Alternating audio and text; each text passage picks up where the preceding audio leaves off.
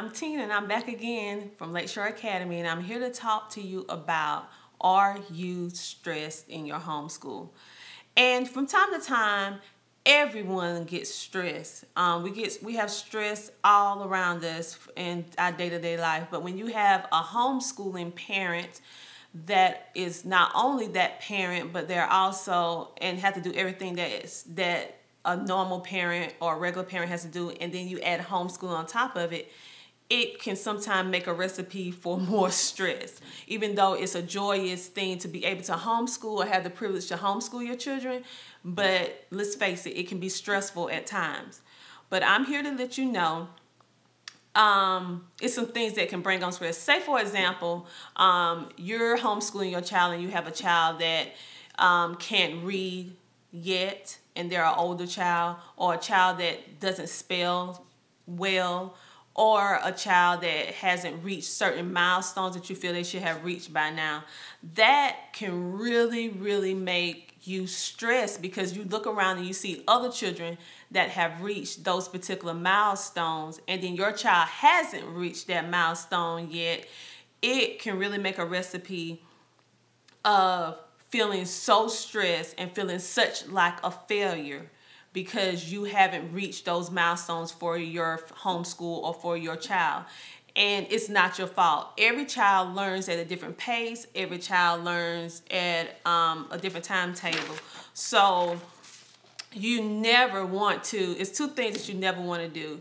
You never want to compare your homeschool to someone else's, because everyone's homeschool is totally different. Everyone has their own unique situation. So therefore, you shouldn't compare your situation with their situation. Every child has different learning abilities, different levels, different maturity levels, which all involves them, the way that they're gonna learn. So one child might be very advanced in a certain subject, and whereas another child isn't. That's okay. They will get there eventually.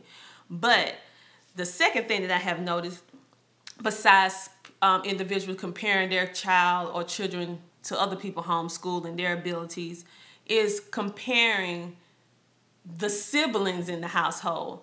Say, for example, you have a child, because I have two opposite children. I have one child, my daughter, she is very studious. She follows the list. She does her work. She's self-reliant. She can do everything herself. She only comes to me for instruction, whereas my son, he's super duper smart, but he needs me to guide him, to keep him on track. And there's nothing wrong with that, because he still gets the work done. But I have to put in way more effort with him because of him moving around and different stuff like that. But we should never, ever compare our children, because it makes them feel bad. Just to put it out there, it just makes them feel bad, and it makes them feel like they're failing in some way in which they're not, because they're individual. I'm an individual. They're individual. I learned a different way, my way. They learned their way. So we should never compare ourselves to other homeschools. We should never compare our children within the household to each other, because every child is unique, a blessing, and different. And that's a good thing. It would be very boring if everybody in the house was exactly the same way. Could you imagine everybody thinking the same way, doing everything the same way? No creativity. That would make for a boring house. So every time you see that your children is a little bit different, that's something that should be applauded, because it makes for a happy family. Now, a lot of this is also a mind thing too. We need to just let go of our idea of perfection. Nobody's perfect. I know we usually want things done a certain type of way, and it doesn't always work that way. So your child will learn and your child will grow when they are physically ready to do so. Some things that your child is just learning, it just takes time.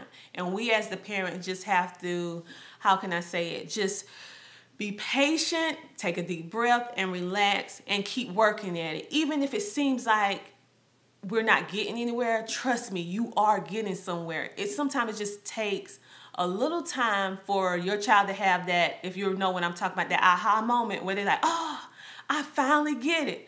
Sometimes it takes repetitive going over and over again before your child will get it. But eventually, they will get it. And once they have it, they got it for life. So just rest assured everything's going to be okay. And something, like I said before, is going to be a maturity level. So maybe your child is not mature enough to handle this situation at this point, but they eventually will be. So we just have to be patient and wait. And I just want to let you guys know that you're not alone. There is such a big community of homeschoolers all over. And if you are on Facebook, they have several different homeschooling groups and so many different groups. You might even have co-ops in your area. You might even know of some different people that homeschool that goes to your congregation or goes in some kind of social place that you go to. You might know them, and then they're homeschooling now. So it's so many ways that you can get the encouragement and the encouragement that you need, or the motivation, so to speak. Use it. Let me see what else. I'm hopefully gonna be trying to start coaching, in which I'll be available to do some coaching, which I can do some one-on-one coaching with you all on this, since I have a whole lot of experience with all these different learning differences or disabilities. And I really love talking with you guys. So once I get everything in order, I'll let you guys know when that option is available to you all for that coaching that I would like to provide for individuals who need that homeschool buddy, so to speak. So I will let you guys know when that happens. So that's pretty much what I want to talk about in this particular video. Basically what I just want to do was just, I just want to be that listening ear for you guys. I want to help you along the way. And I absolutely love, this is my passion. I absolutely love what I do. Too many people can't say that they actually love what they do, but I really love what I do. I love helping individuals find effective ways to homeschool. I absolutely love turning those no's into yes. And when I say no's into yes, I mean individuals, like, they told me that my son in the public school system, and I don't have anything against the public school system, but it just didn't work for me. Told me that my child will never be able to read. He will never be able to be in a social situation, like group settings and stuff of that nature. And I tell you right now, I love turning that no into a yes. My baby, he reads and reads fluently. My baby talks and very social. So, and people are amazed to find out that he is a high functioning autistic.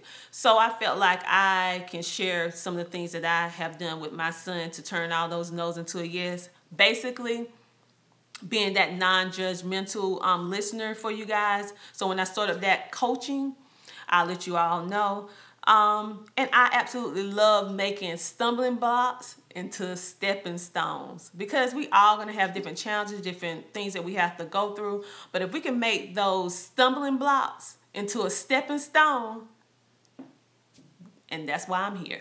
So I'm going to be talking about a lot of different stuff. Right now I'm just getting into my introductory thing, where I'm trying to give you a roundabout idea of what I'm trying to accomplish with these next several videos that I'm going to be doing.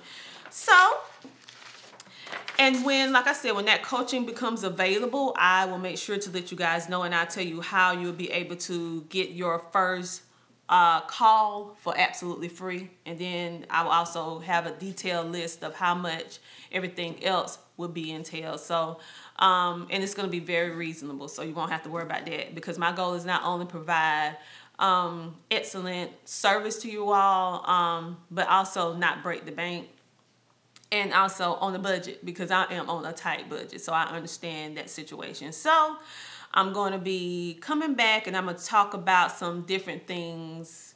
You'll see in the next video. Talk to you later. Bye.